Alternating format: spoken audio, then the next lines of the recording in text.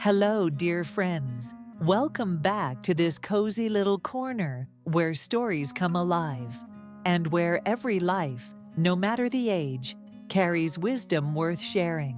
Today, we invite you to meet Robert Callahan, a beloved grandfather, a man of experience, and a living testament to the power of perseverance and the right mindset.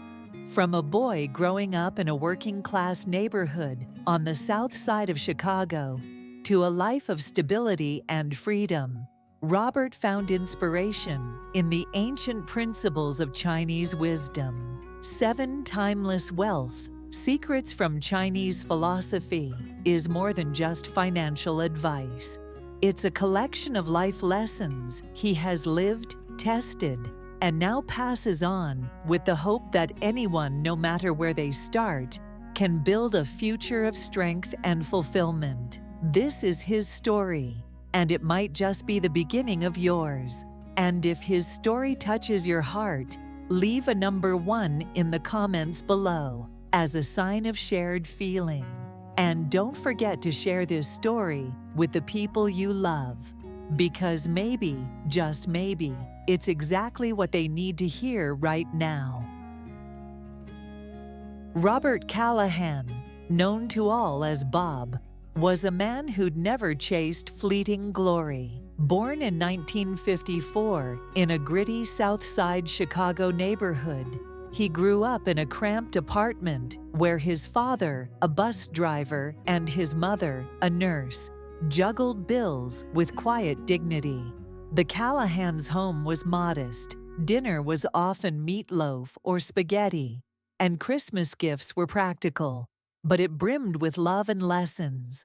From those humble roots, Bob built a life of financial security, emotional richness, and a legacy that would outlast him. Now, in his cozy study, surrounded by the hum of family life and the wisdom of his years, Bob was ready to share the secrets that had guided him, not just for his grandchildren, who were likely sneaking snacks in the kitchen, but for anyone striving to claim their slice of the American dream.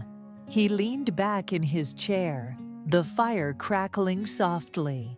"I've spent my life studying wealth, not just how to make it, but how to keep it, grow it, and make it mean something," he began, his voice steady yet warm, like a trusted mentor settling in for a long conversation. "I'm not talking about the kind of wealth that buys you a mansion or a yacht, though there's nothing wrong with dreaming big. I mean the kind that gives you freedom to retire without fear, to help your kids through tough times, to live life on your terms." Bob's eyes sparkled with purpose. "Early in my career, I became fascinated by Chinese philosophies of prosperity. Their culture has thrived for centuries through discipline, foresight, and balance. I've studied their proverbs, read their thinkers, and tested their principles in my own life, here in Chicago, with all the ups and downs of an American journey. From that, I've distilled 7 secrets that work for anyone, anywhere. I'm no sage, just a guy who stumbled, learned, and kept going. Tonight, I'm sharing these secrets with you so you can build a life you're proud of. Secret 1. Embrace frugality as a strategic art. Bob's first secret was rooted in the Chinese proverb, "A small leak can sink a great ship." Growing up, he watched his parents live with intentional frugality, not because they had to, but because they chose to. "My dad had this saying," Bob recalled, a faint smile tugging at his lips. "Bob, it's not how much you earn, it's how much you keep." I was a kid, rolling my eyes, thinking, "Sure, Dad." But when I got my first consulting job at 24, making decent money in downtown Chicago, those words hit home. Fresh out of college, Bob was tempted by the trappings of success: a sleek convertible, a high-rise apartment overlooking Lake Michigan, dinners at trendy steakhouses. I wanted to live large, he admitted, but I remembered Dad's coffee tin, where he'd stash a few bucks every week, no matter what. That was my wake-up call. Instead of splurging, Bob rented a modest one-bedroom in Logan Square, drove a used Ford Escort that rattled in the winter, and packed lunches, usually leftovers from his mother's recipes. It wasn't sexy, he chuckled. I'd see colleagues jetting off to Cancun or buying new suits, and I'd feel a twinge of envy. But I had a goal. I wanted to own my life, not rent it. Frugality, for Bob, wasn't about misery. It was about strategy, a principle he found echoed in Chinese teachings. The Chinese value thrift as a form of wisdom, he said. It's about prioritizing what aligns with your long-term vision. Bob was deliberate about spending on what mattered, saving for months to take his fiancée Linda to a jazz club in Wicker Park, or surprising her with a weekend getaway to Door County. Those moments were my fuel, he said, his voice softening. They reminded me why I was saving. Bob committed to saving 30% of his income, even when it meant forgoing new gadgets or skipping happy hours. There were lean months, he said, when I'd stare at my bank statement and think, is this worth it? But those sacrifices compounded. By 31, he had enough for a down payment on a small condo in Lincoln Park, a fixer-upper with creaky floors and outdated wiring. That condo wasn't just a home, he said. It was proof that frugality isn't about cutting corners. It's about building a foundation. Bob's advice was practical and urgent. Track every dollar. Cut what doesn't serve your goals. Subscriptions, impulse buys, that extra coffee. Live simply, but don't starve your soul. Spend on what brings lasting joy, like time with loved ones. Frugality is your first step to freedom. Secret 2.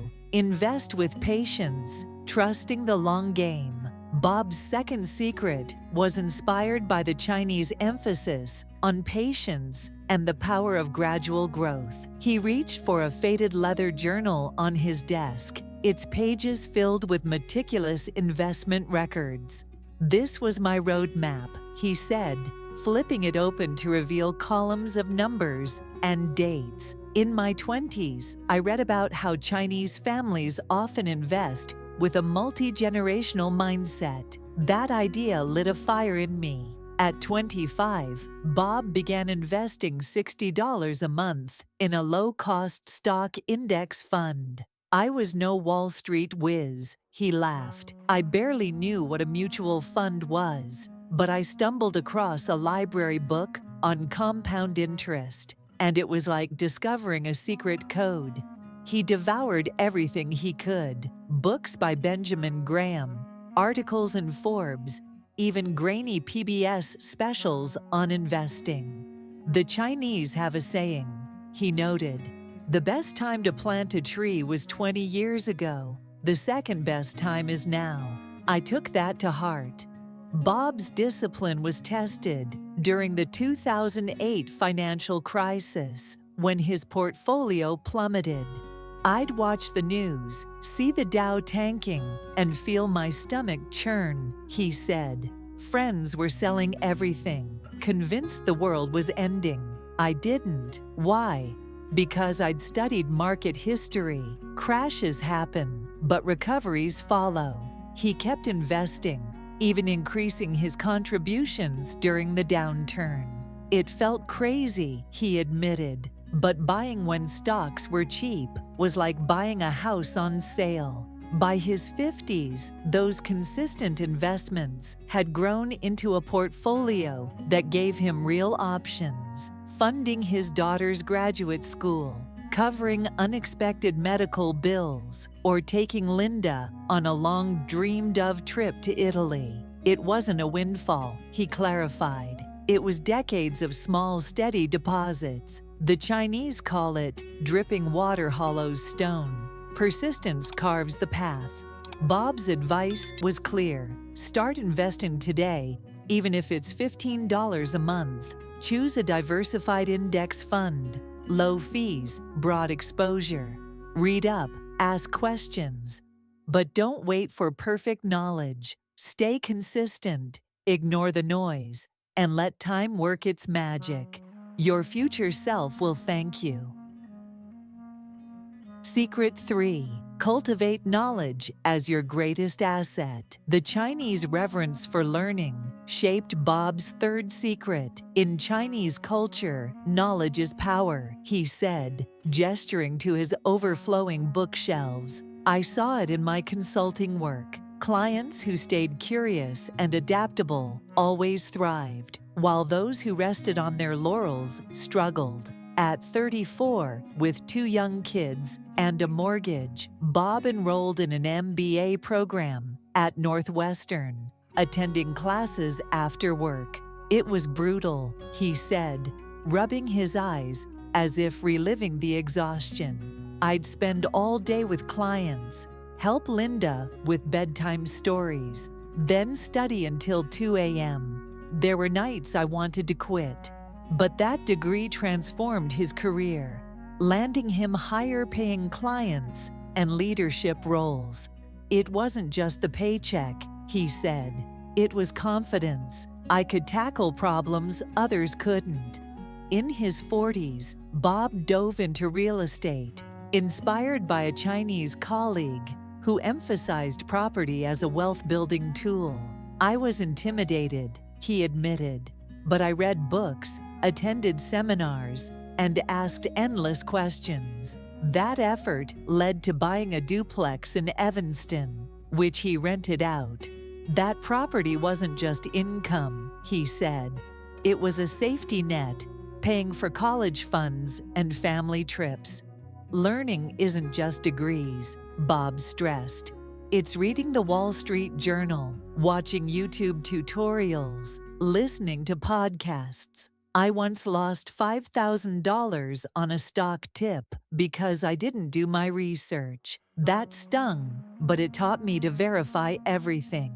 He quoted a Chinese proverb, "Sharpen your axe before chopping the tree. Stay curious, or you'll fall behind." Bob's advice was actionable. Commit to learning one new thing a month, a tax strategy, a tech skill, a market trend. Surround yourself with people smarter than you. Knowledge compounds, just like money. Secret 4. Create multiple streams of income. Bob's fourth secret was inspired by the Chinese practice of diversifying income to ensure stability. He shared a sobering memory from his 40s when a major client went bankrupt, cutting his income by a third. I felt like the rug was pulled out, he said, his voice tightening. We had a mortgage, kids in school, dreams for the future. That's when I realized relying on one paycheck is like balancing on a tightrope in a storm. Bob and Linda got creative, starting a side hustle selling homemade jams and pickles at Chicago's Green City Market. It was humble, he said, smiling. We'd spend weekends stirring pots and labeling jars, but those sales covered car repairs, school supplies, even a family camping trip. The duplex became another income stream, and Bob began freelance consulting for small businesses. Each stream was a lifeline, he said. If one dried up, we had others to fall back on. He drew on a Chinese principle. The wise farmer plants many crops, so if one fails, others thrive. Bob encouraged experimentation. You don't need to launch a tech startup. Try something small. Sell crafts on Etsy. Tutor online. Rent out a parking spot. My son turned his love of woodworking into a custom furniture business. It started with one coffee table for a friend. Now it's his full-time job. Bob's advice was practical. List your skills and passions. Pick one to monetize, even if it's $50 a month. Test it, tweak it, scale it. Multiple streams aren't just money, they're peace of mind. Secret 5. Protect your wealth with vigilance. The Chinese focus on safeguarding assets inspired Bob's fifth secret. He shared a painful story about a colleague, Sarah, who lost her retirement savings to a Ponzi scheme. She was brilliant, hardworking, Bob said, his voice heavy. But she trusted the wrong person. It broke her. The lesson was clear. Building wealth is only half the battle. Protecting it is the other. Bob diversified his investments across stocks, bonds, real estate, and even a small gold holding. Don't put all your eggs in one basket, he said. If one market tanks, others can cushion the blow. He avoided get-rich-quick schemes, a lesson reinforced by Chinese caution against greed. If it sounds too good to be true, it is, he said firmly. Insurance was non-negotiable. When Linda was diagnosed with cancer, Bob said, his voice trembling, our health and life insurance kept us from financial ruin. It's not glamorous, but it's a shield. He also emphasized legacy planning. Get a will, maybe a trust, he said. I've seen families torn apart over poorly planned estates. The Chinese plan for generations. Think about your kids, your grandkids. Bob's advice was urgent. Review your investments yearly. Get insurance, health, home, life. Work with a trusted advisor. Protect your wealth like a fortress, because life loves to test your walls. Secret 6. Give generously to grow richly. Bob's sixth secret was rooted in the Chinese concept of guanxi, relationships built on trust and generosity. The Chinese believe giving creates harmony and opportunity, he said, his eyes lighting up. In his 50s, Bob began volunteering at a Chicago youth center, teaching financial literacy to teens. It wasn't about being a hero, he said. Sometimes it was just helping a kid open their first savings account or navigate a job interview. Giving transformed Bob's perspective. I realized wealth isn't just dollars, it's the lives you touch, he said. It also opened unexpected doors. A teen I mentored introduced me to a client who became a major account, he said. Giving builds bridges, and those bridges lead to abundance. Bob quoted a Chinese proverb, if you want happiness for a lifetime, help someone else. Start small, donate $10 to a shelter, volunteer an hour, mow a neighbor's lawn. Every act of generosity ripples, enriching your life in ways money can't. Secret 7. Plan for generations, not just years. Bob's final secret was inspired by the Chinese focus on multi-generational planning. Wealth isn't just for today, it's for your children's children, he said. In his 60s, he and Linda worked with a financial planner to map their retirement. We didn't just talk numbers, he said. We dreamed, sailing Lake Michigan, funding our grandkids' college, endowing a scholarship at our church. That plan was their compass. Life is unpredictable. Recessions, illnesses, surprises, Bob said. A plan doesn't prevent storms, but it keeps you on course. He advised setting goals at every stage. In your 20s, save for a car. In your 40s, max out your 401k. In your 60s, think legacy. Write it down, review it yearly, adjust it. The Chinese build dynasties. Build your family's future.